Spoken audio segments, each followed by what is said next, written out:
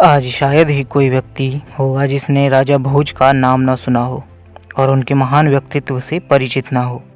राजा भोज के नाम से बहुत से राजा हुए हैं, लेकिन यहाँ हम उन राजा भोज की बात कर रहे हैं जिन्होंने महमूद गजनवी जैसे मुगल शासक को भी भागने को मजबूर कर दिया था। राजा भोज परमार वंश के 9वें राजा थे। इनके पिता का नाम सिंधुराज तथा माता का नाम सावित्री था। राजा भोज महान चक्रवर्ती सम्राट विक्रमादित्य के वंशज थे। इनका जन्म सन 980 में महाराजा विक्रमादित्य की नगरी उज्जैन में हुआ था। 15 वर्ष की छोटी आयु में राजा भोज का राज्याभिषेक मालवा के राज सिंहासन पर हुआ था। इतनी छोटी आयु में सिंहासन रोहण के समय राजा भोज शत्रुओं से घिरे हुए थे। उत्तर में तुर्कों से, उत्तर पश्चिम में राजपूत सामंतों से, दक्षिण में विक्रम चालुक्य, पूर्व में युवराज कलचुरी तथा पश्चिम में भीम चालुक्य से उन्हें लोहा लेना पड़ा। और इतनी छोटी आयु में भी राजा भोज ने सभी आक्रमणकारियों को पराजित किया। राजा भोज बहुत बड़े वीर, प्रतापी, पंडित और गुणग्राही थे।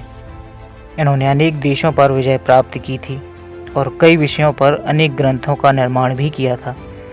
ये बहुत अच्छे कवि, दार्शनिक और ज्योतिष भी थे। राजा भोज की पत्नी का नाम लीलावती था, जो बहुत बड़ी विदुषी स्त्री थीं।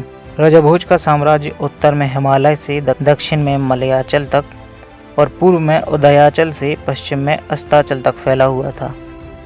जब ये 5 वर्ष के थे तभी इनके पिता अपना राज्य और इनके पालन पोषण का भार अपने भाई मुंज पर छोड़कर स्वर्गवासी हो गए।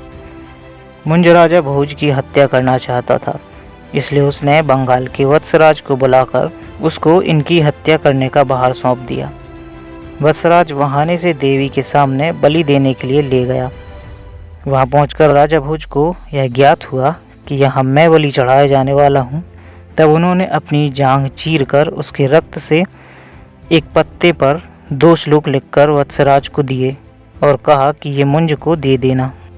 उस समय वत्सराज को इनकी हत्या करने का साहस नहीं हुआ और उसने राजा भोज को अपने यहाँ ले जाकर छिपा दिया।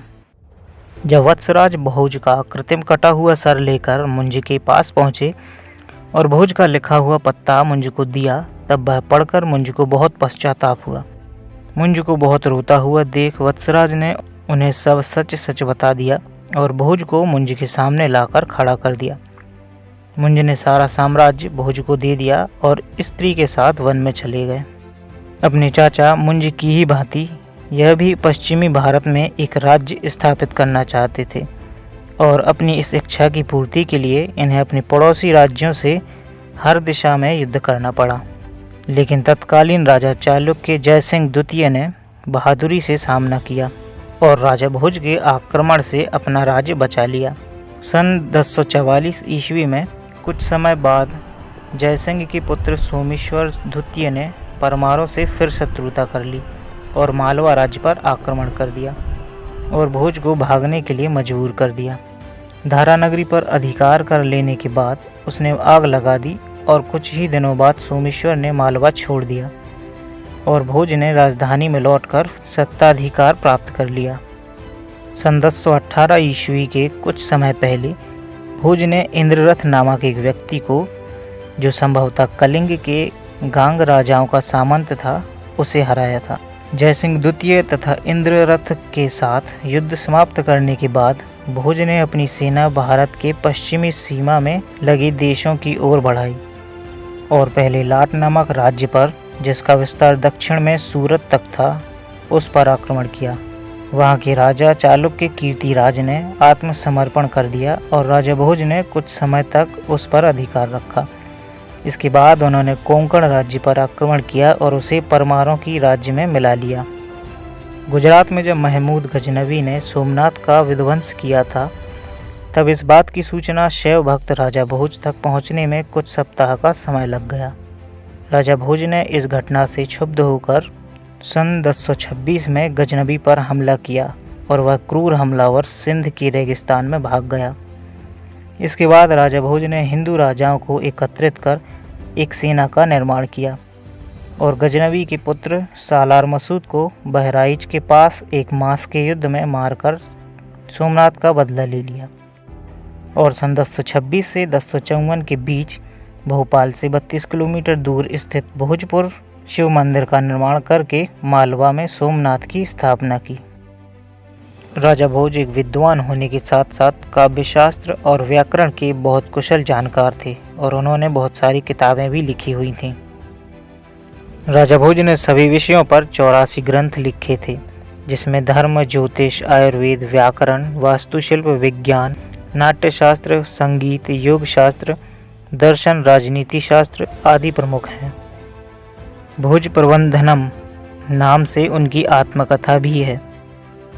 राजा भोज को लेकर लोगों में एक कहावत बहुत प्रचलित है, कहाँ राजा भोज और कहाँ गंगू तेली। इस कहावत की कहानी भी बहुत रोचक है। कहा जाता है कि गंगू और तेली दो लोग थे जो कि दक्षिण भारत के राजा थे। गंगू का पूरा नाम कलचुरी नरेश गांगेय था और तेली का पूरा नाम चालुक्य नरेश तैलंग था। यह दोनों अपने आप को बहुत बहादुर और बुद्धिमान समझते थे।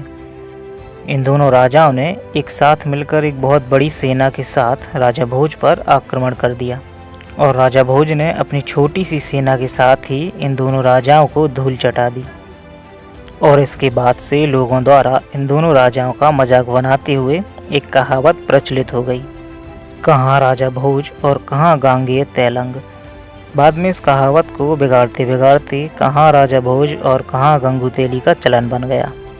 सन 1055 ईस्वी के कुछ समय पहले गांगेय के पुत्र कर्ण ने गुजरात के चालुक्य भीम प्रथम के साथ एक संधि कर ली और मालवा पर पूर्व तथा पश्चिम की ओर से राजा भोज पर आक्रमण कर दिया और इस युद्ध में राजा भोज को पराजय का सामना करना पड़ा और इस पराजय के कुछ समय बाद ही राजा भोज की मृत्यु हो गई। तो दोस्तों, यदि आप ऐसे ही भारत के इतिहास के महान शासकों और रोचक तथ्यों के बारे में जानने के लिए इच्छुक हों तो कृपया हमारे चैनल को सब्सक्राइब ज़रूर कीजिएगा और वीडियो देखने के लिए धन्यवाद।